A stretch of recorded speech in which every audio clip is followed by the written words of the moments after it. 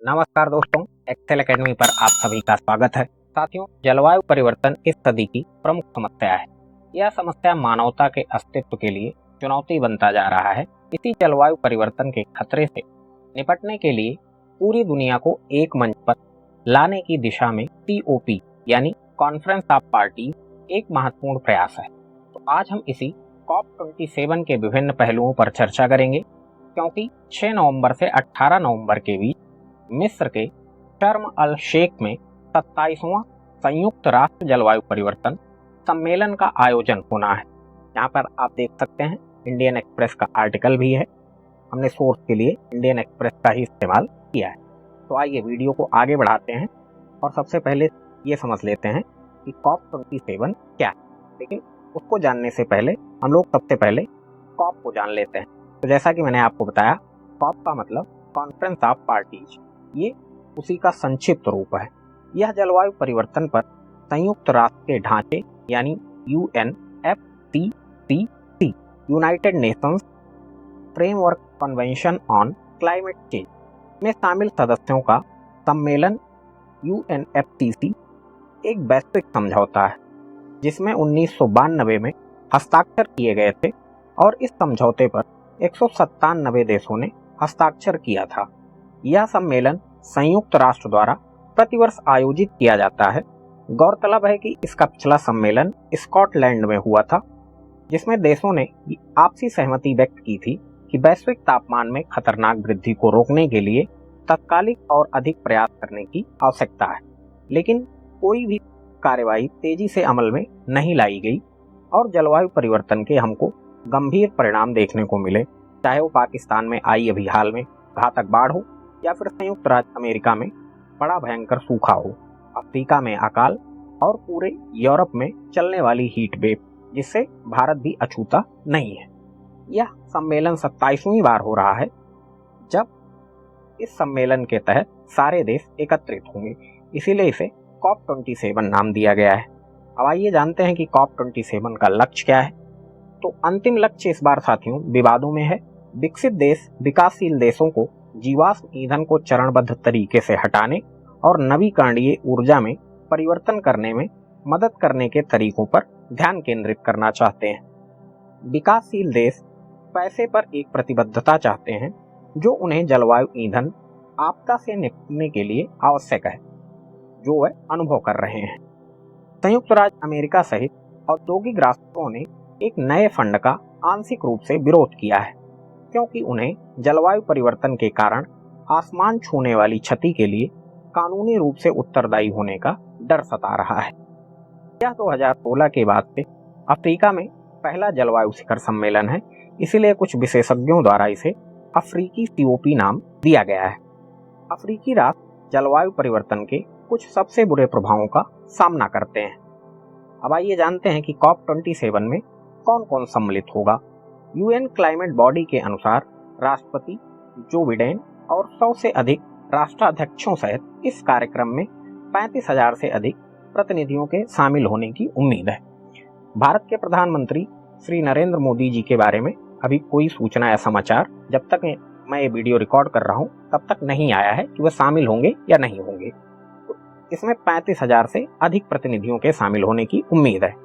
और यह ग्लासगो में पिछले साल जो शिखर सम्मेलन आयोजित हुआ था उससे ये छोटा है, क्योंकि उस बार 120 वैश्विक नेताओं और 40,000 से अधिक प्रतिनिधि शामिल हुए थे। अब आइए ये भी जान लेते हैं लगे हाथ कि क्या COP27 पर विरोध प्रदर्शन इस बार भी होगा। जब जब COP27 की बैठक होती है तब तब विरोध प्रदर्शन कहीं ना कहीं हमको देखने को मिलते हैं। आपने एक स्वीडन की पर्यावरण कार्यकर्ता हैं ग्रेटा थुनबर्ग, जो कि मीम मटेरियल भी काफी हद तक बन गई हैं अपनी एक स्पीच को लेकर, हाउ डेयर यू करके उनकी एक स्पीच है, तो उन्होंने भी कई बार विरोध दर्ज कराया है। पिछले कुछ वर्षों में कार्यकर्ताओं ने जलवायु संकट की तत्कालिकता पर जोर देने के लिए मार्च, भूख हड़ताल, धरना और सविनय अवज्ञा जैसे कार्यक्रमों के माध्यम से विरोध दर्ज कराया है।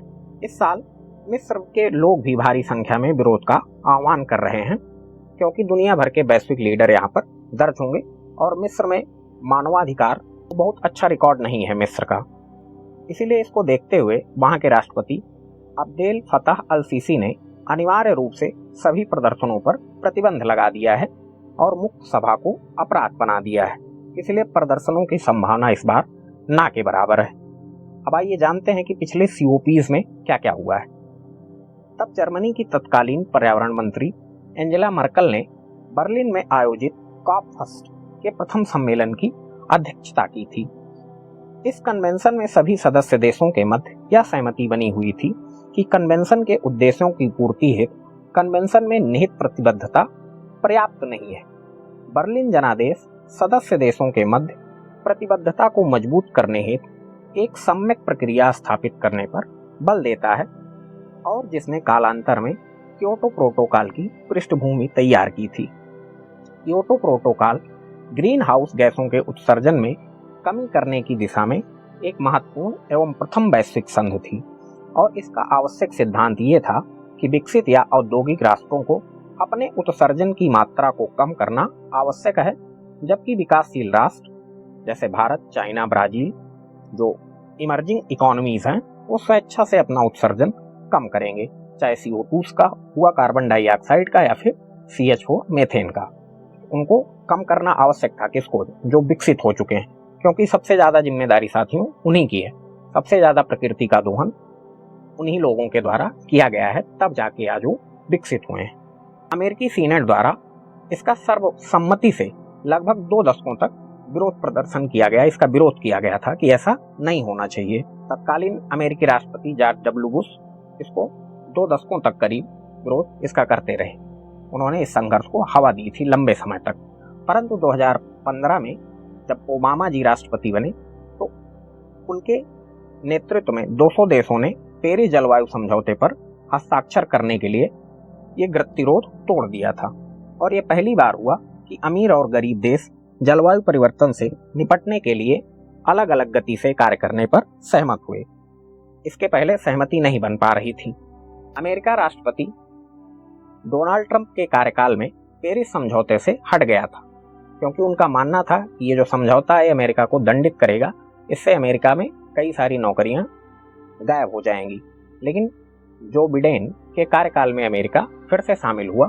नेताओं ने पेरिस में बड़े बड़े वादे किए थे, लेकिन देशों ने जलवायु परिवर्तन के सबसे बुरे प्रभावों को रोकने के लिए कोई पर्याप्त कार्रवाई नहीं की थी।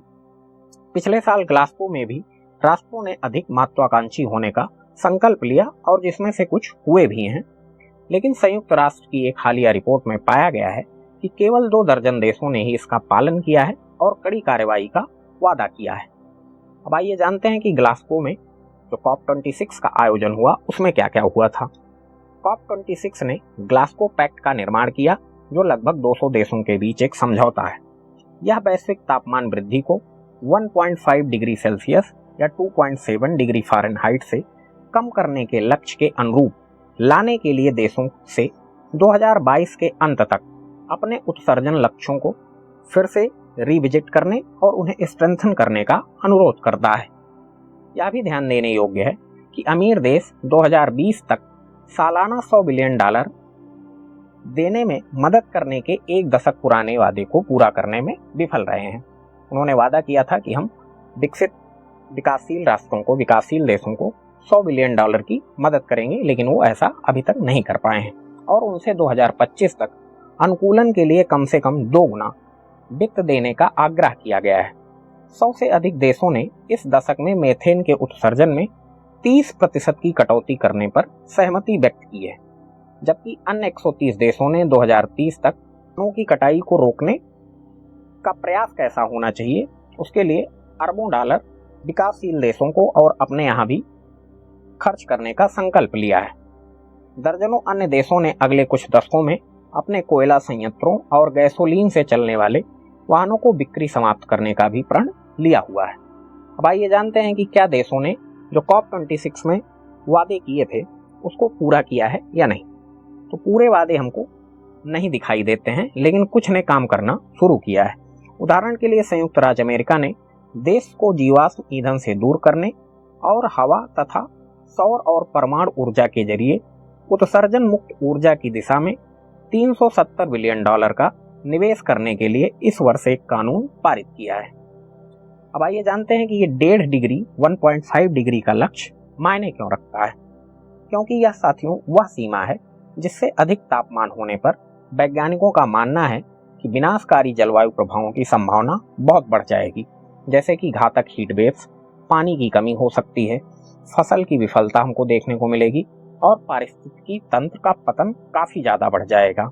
ग्रह पहले ही लगभग 1.1 डिग्री सेल्सियस गर्म हो चुका है और 0.4 का अंतर रह गया है, तो अगर इससे ज्यादा होगा तो मानवता पूरी खतरे में भी पड़ सकती है।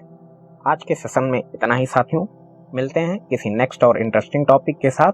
आप सभी लोगों का बहुत बहुत धन्यवाद साथियों।